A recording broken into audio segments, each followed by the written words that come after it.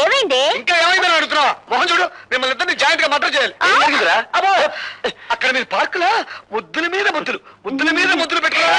ఇక్కడ నాకు ఇంజక్షన్ల మీద ఇంజక్షన్లు పొడి చేస్తారు తాతకి. అదే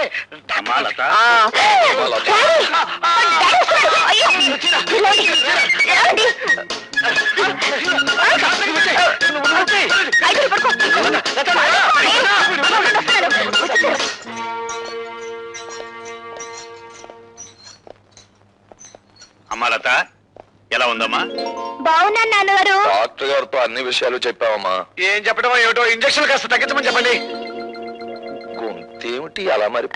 అది ఈ హాస్పిటల్ సంతే తమ్ముడు, ఒక జబ్బు కోసం వస్తే మరొక జబ్బు అంటుకుంటుంది.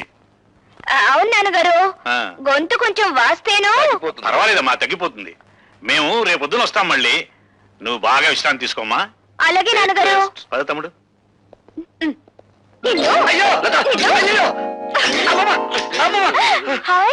Apples, grapes.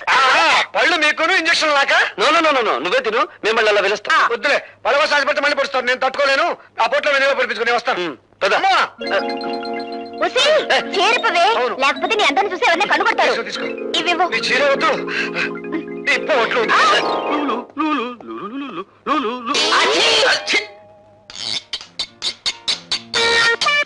ఏం సార్, ప్రతిరోజు మమ్మల్ని అందరినీ ఆడిపోస్తున్నవారు ఈ రోజు మీ ఫైల్ అన్నట్టుంది. ఇంతమందిని ఇబ్బంది పెట్టే కంటే నేనే నా టేబుల్ మార్చుకుంటే సరిపోతుందేమో డియో గారు. నువ్వు సరిగానే కూర్చున్నావమ్మా. క్యారియన్ మీరా? లేవండి. అంటే నేను లేవటం కాదు, మీరే మంచి పొజిషన్ లో కూకున్నారు. మీరే లేవాలా అన్నట్టు. ఇదిగో ఫైలు, దీని మీద మీరు సంతకం పెట్టి సీటు పోగొట్టుకోబోయే ఆంజనేయులతో కూడా పోటు పడిపెట్టండి. లేవండి. నా సీటు పోతుంది, స్వీటు లాంటి నా సీటు పోతుంది. ఇది అన్యాయం, అక్రమం, దుర్మార్గం. ఒకసారి ఎక్కిన తర్వాత దిగటం మా వంశంలోనే లేదు.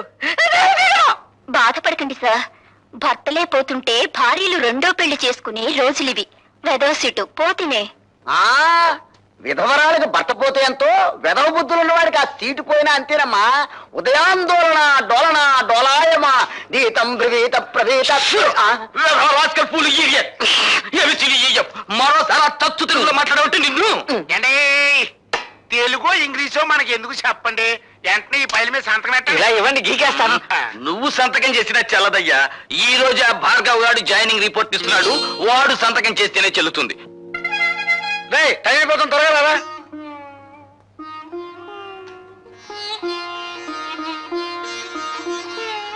భార్గవ, ఉద్యోగానికి వెళ్లే ముందు మీ నాన్నగారికి ఒక్కసారి నమస్కారం చేయరా. భార్గవ, శుభమాని ఉద్యోగానికి వెళ్లే మొదటి రోజు ఈ అమ్మ కోసం మీ నాన్నగారికి ఒక్కసారి నమస్కారం చేయలేవా?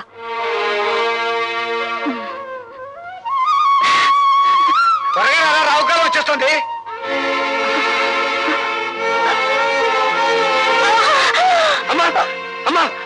అమ్మా ఏమైందిరా? ఏమైందో తెలీదురా. అమ్మా కంగారు పడు, ముందు హాస్పిటల్ తీసుకెళ్దాం.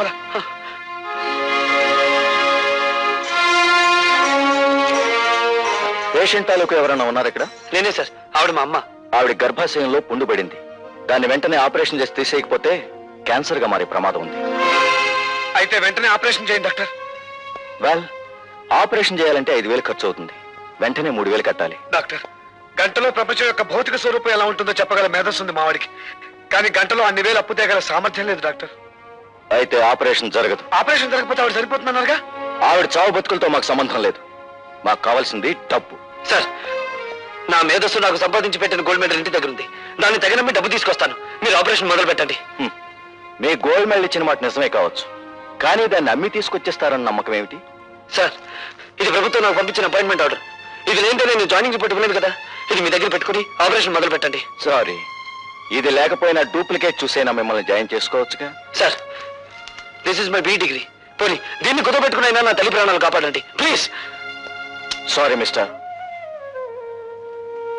సార్, విశ్వవిద్యాలయం ఇచ్చిన డిగ్రీ కంటే, విశ్వవిద్యాలయ పరిషత్ ఇచ్చిన బంగారు పథకం కంటే, ప్రభుత్వం ఇచ్చిన అపాయింట్మెంట్ ఆర్డర్ కంటే మీకు రూపాయి నోటే ముఖ్యమా సార్? మనిషి ప్రాణం కంటే జీవం లేని కాగితమే మీకు ముఖ్యమా సార్? Yes, I'm helpless. ఈ హాస్పిటల్ రాజశేఖరం గారిది. ప్రతిరోజు జమా ఖర్చు ఆయన దగ్గరికి వెళ్తుంది. ఏ మాత్రం తేడా వచ్చినా నీ BE డిగ్రీ లాగే నా MBBS డిగ్రీ కూడా వాల్యూ లేకుండా పోతుంది. తీసుకోండి సార్. మీ జీవితం ఏమైపోతుందో అని చావు బతుకులు ఉన్న రోగుల గురించి పట్టించుకోవడం లేదు మీరు. మీకు కావాల్సింది డబ్బేగా, తీసుకోండి. మొహమాట పడుకు భార్గవ. ఈ డబ్బుతో మీ అమ్మగారి ప్రాణాలు కాపాడగలిగితే నాకంతకంటే కావాల్సిందే లేదు.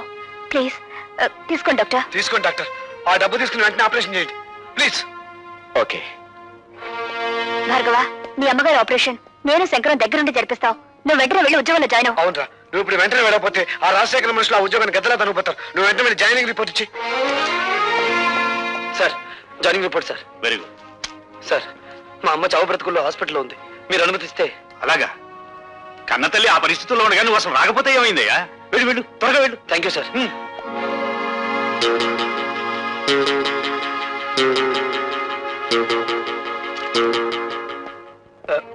Excuse me doctor. ఏం మాట్లాడకుండా వెళ్ళిపోతున్నారే? శవాన్ని బయటికి తీసుకొస్తున్నారు, వెయిట్ చేయండి.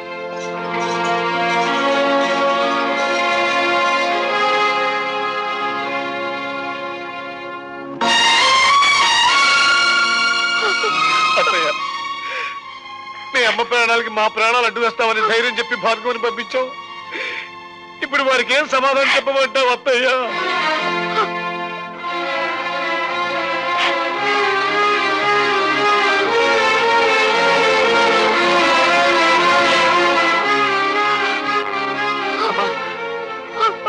అమ్మా అమ్మా అమ్మా,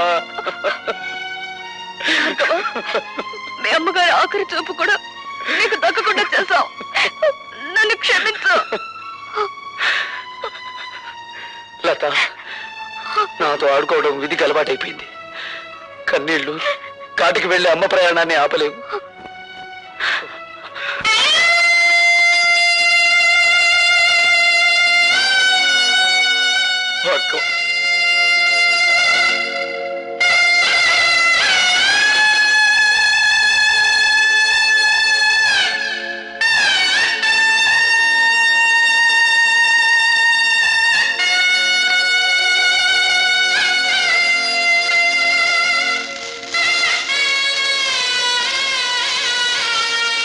అన్ను ఆ కొత్త ఇంజనీర్ గారు సంతకం పెట్టకపోతే మన తూముల డబ్బంతా దొప్పినట్టారా? అబ్బా ఏమిట్రా ఆ భాష?